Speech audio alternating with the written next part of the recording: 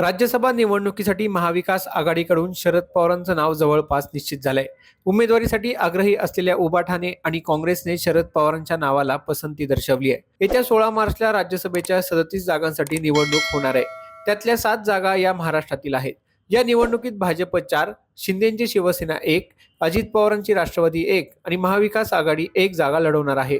आतापर्यंत भाजप आणि अजित पवारांच्या राष्ट्रवादीकडून उमेदवारांची अधिकृत घोषणा झाली आहे, तर शिंदेच्या शिवसेनेकडून राहुल शेवाळेंना संधी मिळणार असल्याचं सांगितलं जात आहे। अशातच महाविकास आघाडीकडून कुणाला संधी मिळणार याकडे सर्वांचंच लक्ष लागलं होतं, कारण एका जागेसाठी महाविकास आघाडीत तिन्ही पक्षांकडून दावा सांगितला जात होता। ठाकरेंच्या शिवसेनेने ही जागा आपल्याला मिळावी यासाठी जोरदार फिल्डिंग लावली होती, तर राज्यसभेतील विरोधी पक्षनेते पद वाचवण्यासाठी काँग्रेसनेही या जागेवर दावा सांगितला होता। मात्र राष्ट्रवादी काँग्रेस शरद पवारांच्या पक्षाने छुपे डाव खेळत ही उमेदवारी आपल्या पदरात पाडून घेतली आहे। खुद्द शरद पवारच महाविकास आघाडीकडून राज्यसभेवर जाणार असल्याचं निश्चित झालंय। खासदार सुप्रिया सुळे आणि जयंत पाटील यांच्या प्रयत्नांना यश आलंय। गेले काही दिवस सुप्रिया सुळे आणि जयंत पाटील हे महाविकास आघाडीतील इतर पक्षांशी चर्चा करत होते। शरद पवारांना राज्यसभेवर पाठवणं कसं फायदेशीर आहे हे मित्र पक्षांना पटवून देण्यात सुळे आणि पाटील आज यशस्वी झालेत। एका बाजूला सुळे आणि जयंत पाटील जरी प्रयत्न करत असले तरी दुसरीकडे पवारांसाठी खरा डाव भाजपने खेळल्याचं दिसून येते। महाविकास आघाडीकडून शरद पवारांव्यतिरिक्त दुसरा उमेदवार आला तर भाजप 5वा उमेदवार रिंगणात उतरवणार असल्याची चर्चा होती। केंद्रीय गृहमंत्री अमित शहा यांनी शरद पवार नसतील तर आपला 5वा उमेदवार तयार ठेवा अशा सूचना पक्षाला दिल्या होत्या। भाजप प्रदेशाध्यक्ष रवींद्र चव्हाण हे काही दिवसांपूर्वीच दिल्लीला गेले होते।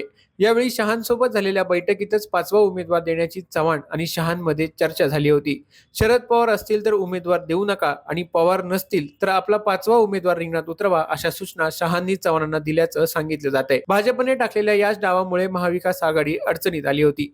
महाविकास आघाडीने पवारांव्यतिरिक्त उमेदवार दिला आणि भाजपनेही आपला 5वा उमेदवार रिंगणात उतरवला तर उमेदवार निवडून आणण्यासाठी पहिल्या पसंतीच्या 37 मतांची गरज होती। त्याप्रमाणे पाहिलं तर महायुतीचे संख्याबळ 232 इतके आहे। शिंदे गटाकडे 20 मते तर दादांच्या राष्ट्रवादीकडे 3 मते अतिरिक्त होती। त्यामुळे महाविकास आघाडीतीलच काही मते फोडण्याची भाजपची योजना होती।